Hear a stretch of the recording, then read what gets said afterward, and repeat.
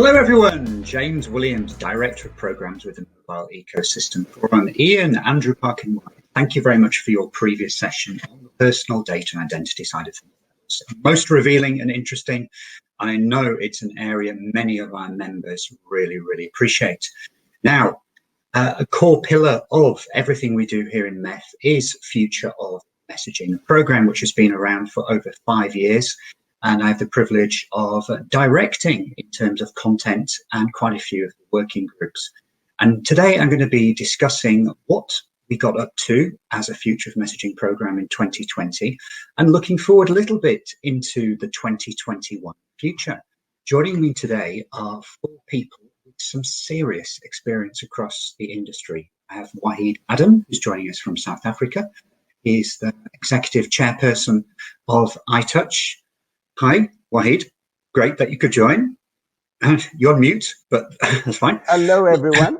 Hello. Hey, Wahid. Nice to see you, sir. Also joining us is Robert Gertzman, who is the co-founder and chief evangelist of Cinch. Hey, Robert. Nice to see you. Hi. Hi, James. Good to see you. Hi, Wahid. Hello. Also, we have Dawood Galeni, who is the founder of Celsius and also CEO of Zariat. Dawood, nice to see you as well. Nice to see you all. Last but absolutely by no means least, we have Surash Patel. Surash, come on down. The price is right. Here you are. Sorry, I was going to say within MEF, the commercial model is right because we don't talk about pricing, do we? And Surash is the VP of Messaging and Voice Services with Real Networks. Now, without much further ado, what I'm going to do is I'm just going to give a very quick run through, a short 5-slide presentation of what we've been up to in the Future of Messaging. Then I'll bring in the people we have here who are all currently board members of MEF, but I've got to wait until the AGM this evening to see the situation of board members because 8 board member seats are up for grabs. And I think there's 15 or 16 potential people going for them. So that's later on in the day. That starts, I think, at 4:55 p.m. GMT. But before then, what I'm going to do now is I'm just going to share my screen and show a very quick PowerPoint. I'm aware we don't have much time today. We've only got 30 minutes, and with all of us on screen, that 30 minutes will run amazingly fast.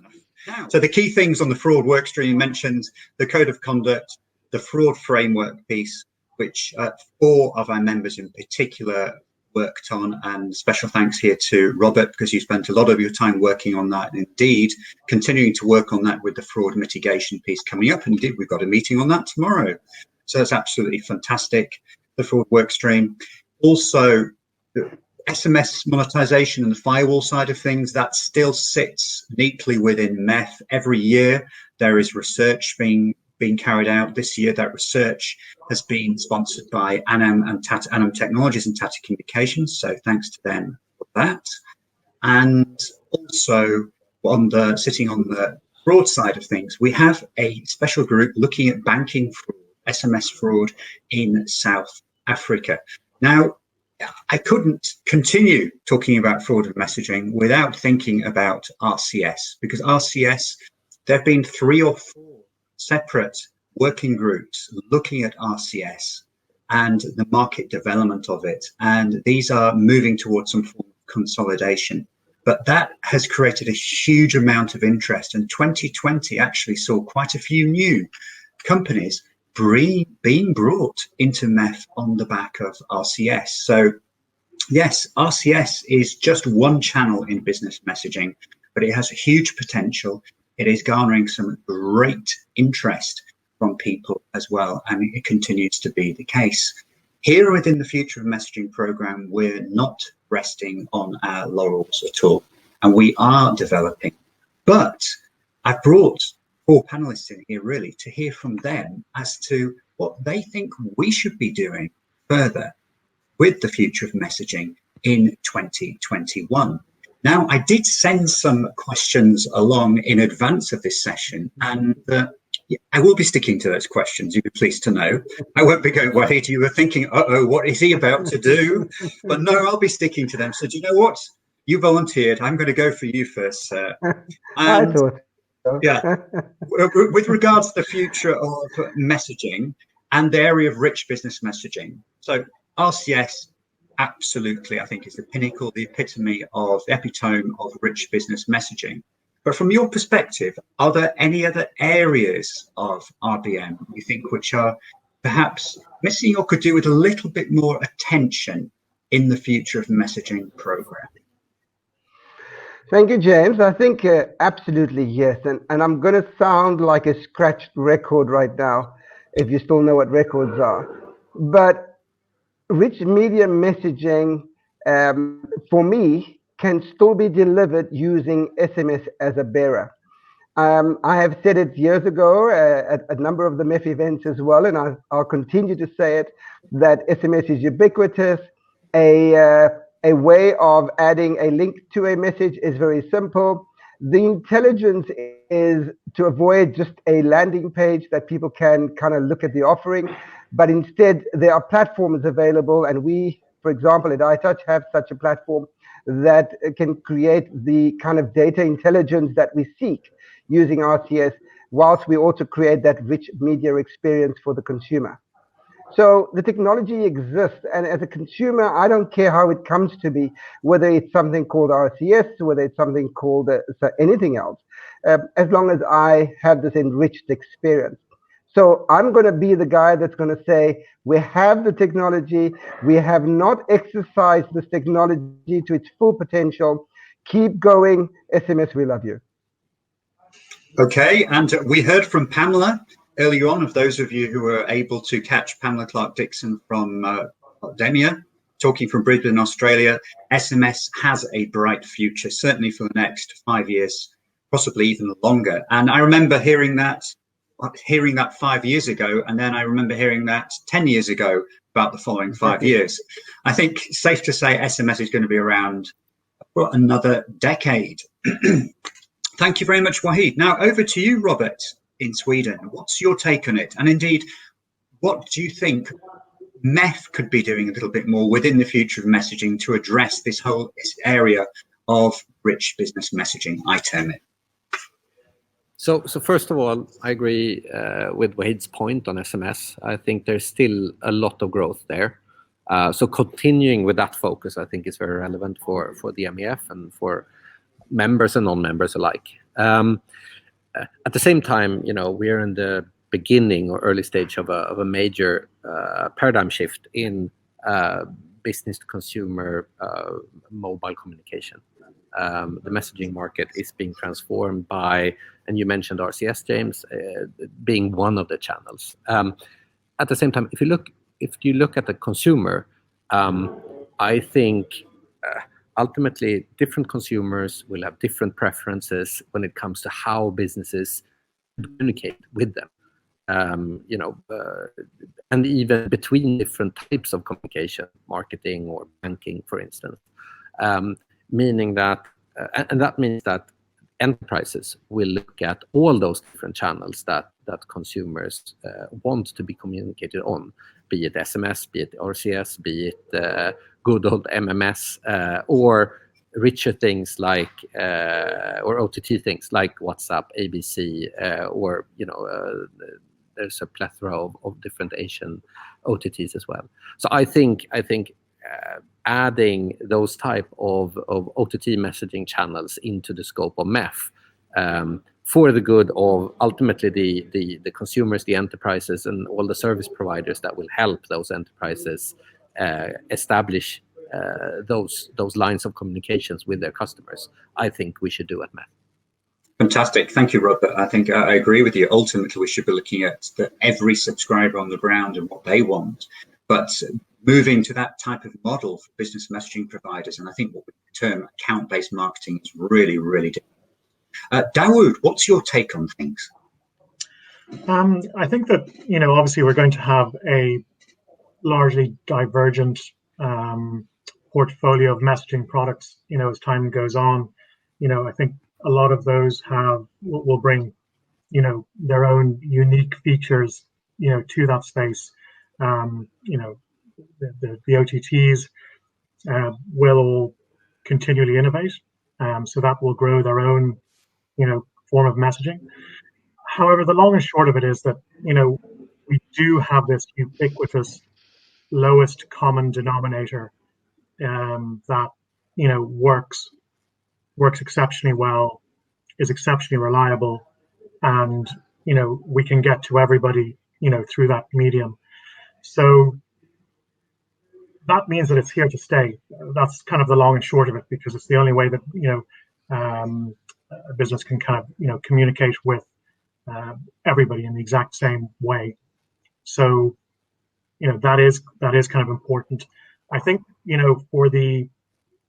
for securing that component of the messaging ecosystem, like we do in the MEF have our code of conduct for the enterprises, etc. But I think it really needs some leadership from the mobile network side at this point, so that the mobile networks have their own version of the code of conduct, and maybe the MEF have a role to play here in a code of conduct for operators. And that ultimately is about securing the long-term value of SMS for the operators and for us as well, so that things like SMS fraud can't occur, so that spoofing can't occur, so that man in the middle doesn't occur. Ultimately preserving the value. However, in order for that to happen, individual operators themselves, while some have taken some level of protection, it's definitely not ubiquitous. And I think for us to retain that value within SMS and retain the pricing, that is there, and possibly even to increase it maybe as well, I think we do need to look at securing that and bringing in the only people that have the ultimate control to have our own version of a code of conduct for the mobile operator. Dawood, thank you very much. Education really is the key here. I think that's what you're saying. The base of it is education. And security, ultimately. Security, ultimately, yeah. But we need to educate the market as well. Surash, what's your take on it? I think I come back to the point that Robert touched on earlier, and the angle of thinking about the consumers and the how they're the customers of their customers in the value chain, the brands themselves. And as I think about that, and I think about especially last year, and the increase in digital communication between brands and their consumers. I was listening to the, I don't know if you saw it, the NatWest annual report. They were saying that they've created their own chatbot called Cora, and they said that the increase in interactions with that chatbot were up 67%, like 9 million interactions with that chatbot, and that's important to them because they said that 30% of their cost is actually incurred by creating these customer journeys. So anything that impacts that customer journey is going to reduce costs for them, is going to be not only good for them as a bank, but good for the consumer because it's talking to consumers in a way through the channels that they're comfortable with. So as I think about the future of messaging, and we hit on, if you listen to the session before on personal identity, we're hit by all of these things. We're hit by consumers wanting to have much more accessible channels, let's say, much more intelligent channels, and we've all seen chat bots and voice bots, and increasing voice interaction with devices as well. That's going to be another dimension that we're going to face as well, when it comes to consumer interaction. And then we've got regulations. We've got things like PSD2, the Payment Services Directive, opening up the banking sector, and suddenly small fintech companies can create payments from your bank account. All of these things require extra authentication and extra identity confirmation between the brands and the consumer. So there's an awful amount of complexity that's going to open up in our industry. So I think for me, it's two things. One is that we absolutely need to continue to create this perception that we're managing fraud as an ecosystem. and all of the papers and the code of conducts that we're writing, I think, go a long way towards that, and we need to maintain and sustain all of that activity. And then on the other hand, I think we ought to be thinking more about, going to enterprises and thinking about how do they really want to engage with a consumer base. And if you think about some of the problems they have in terms of orchestration of a customer journey, lots of the bots that we have right now are stateless. They don't require you to know what happened to the consumer 5 minutes ago or 5 days ago. They will just deal with that issue that you have today. How on earth are we going to talk to consumers in a way that does take into account their previous history with the brand? And I think if we can lean in as an industry into some of that thinking, the brands will be going through right now, because these are the challenges that they're facing, and this increase in digitization that we saw through 2020 is only going to continue. I think that's how we can kind of meet the brands halfway, and not just talk about the technology of our communications channel, but also how that's going to interact, with some of their applications as well. Surash, thank you very much. Very comprehensive answer there. Going back to you, Wahid, what do you think is the single most important issue that we as a collective, as a mobile ecosystem, I'm not just talking about the mobile ecosystem forum, but we as a mobile ecosystem need to tackle, really get to grips with? I think I want to go back to what Dawood mentioned earlier, and that is preserving the value of this ecosystem. One of the biggest challenges I think we face is fraud. And again, alluding to what Surash spoke about is, and Dawood, in terms of education to the market, if we don't kind of tackle fraud in a way that is a lot more intense than we have done, I think the longer we leave it, the more we kind of affecting the value of our system. So for me, we got to look at how we are tackling fraud. So education is clear, we know that. We want to educate the market, but are the players in the industry doing enough to combat it?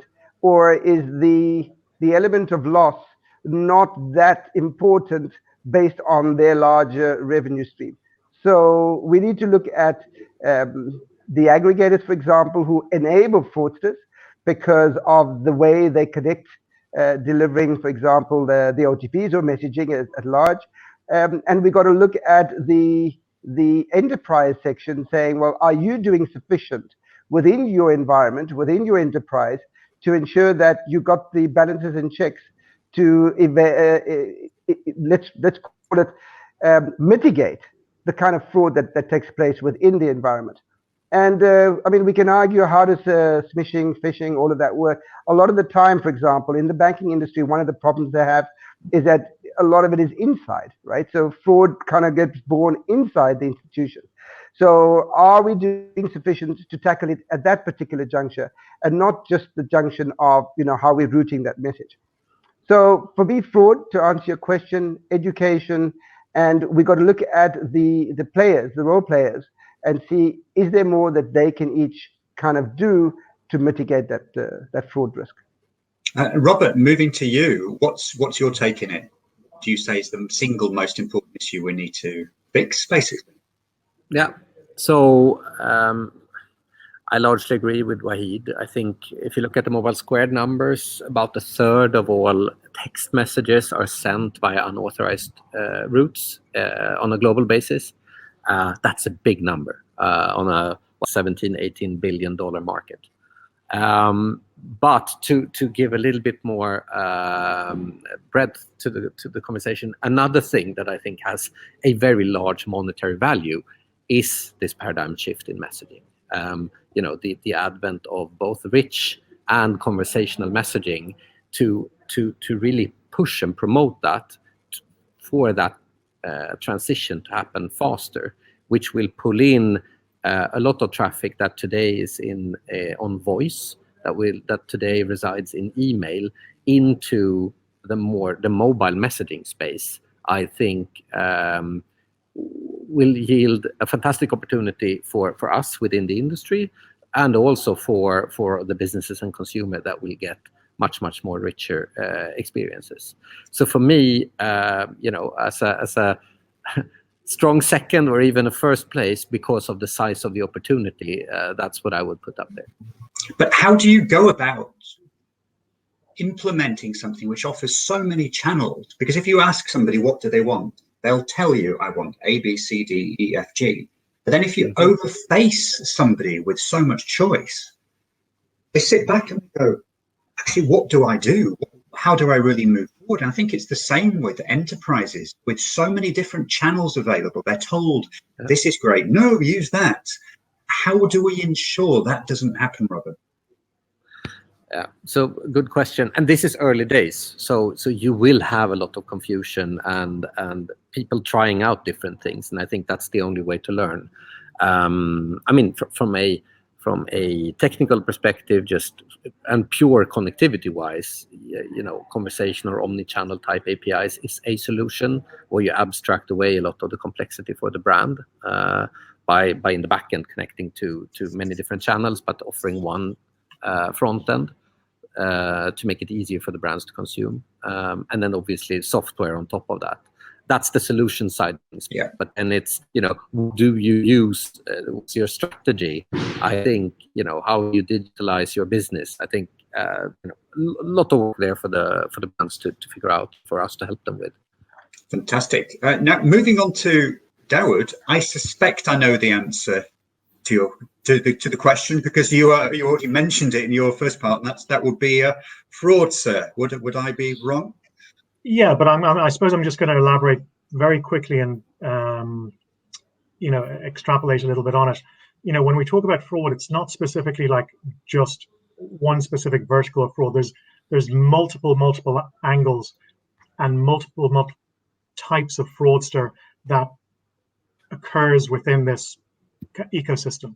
So there's the ones which, you know, as Robert shocked me just there, because I never thought it would be that high, but I'm not surprised, you know, at 33% is simply, you know, fraudulent traffic. But the amount of fraud in terms of, you know, smishing, etc., that passes through the channel. So that's, you know, another different type of fraud that, you know, needs to be eliminated. And all of those need to be tackled in different ways. I think that in order for us to retain the value and secure it for the future, we need to eliminate a lot of that. Because from a consumer perspective and from an enterprise perspective, what they will want to do is engaged in what they believe to be the most secure channel for them. So the enterprise wants to ensure that, you know, their consumer is trusting how they're interacting because they know it's secure and are confident in it. And the consumer knows that this specific messaging channel is one that is secure and, you know, has a minimal amount of fraud in it. You know, but again, you're right, it does come around to security. You know, we could go on forever on this because, you know, it's just so widespread. So I'll let Suresh wrap up shortly. Actually, yeah, Suresh, if you could wrap up. But the thing is, you're right, it's so widespread, but we don't want to scare people. It's like this whole question of two-factor authentication and SMS. Should we be using SMS for two-factor authentication at all? Well, I mean, ironically, I know your position, and Stuart, I've heard him talk many times on this, but this is the issue. The danger is that we end up not doing anything and not having two-factor authentication in place, and then making life so insecure. Suresh, what's your take on things? Oh my goodness. Yeah, I think a couple of minutes. We've got to wrap up. So I know we can really talk about this a long time. It's a fantastic subject. I think just to take us off fraud for a moment, and I think the other area, and we talked about this on one of the earlier sessions today, when we were talking about machine learning and AI. I think one of the important areas is going to be around privacy, and any solution that we do come up with, if you think about all of the solutions that Robert's talking about with chatbots and the software in the middle, everything ultimately is going to be having some kind of access to personal information, and if you imagine with machine learning, we you know, you have to look at vendors and make sure that you know, we're compliant and not using personal identification, or if we are using personal identification, you doing it in a secure and a regulated manner, which we always used to do with our platforms, and make sure that when you go to a brand, your solution has all of the fraud ticks in the boxes, but then it has all of the regulatory and data privacy ticks in the boxes as well. Because again, we just need to be a very competent and credible partner to the enterprises who are struggling with all of these things, and we have to make sure we're part of the solution and not just create more problems for them by bringing too much complexity into that world for them. Fantastic. And I'm just going to close off by hopefully be able to see this one slide now. And what we will be doing within MEF, we're actually going to be creating a brand new working group called Business Messaging for Growth. And within that will sit a revenue assurance subgroup.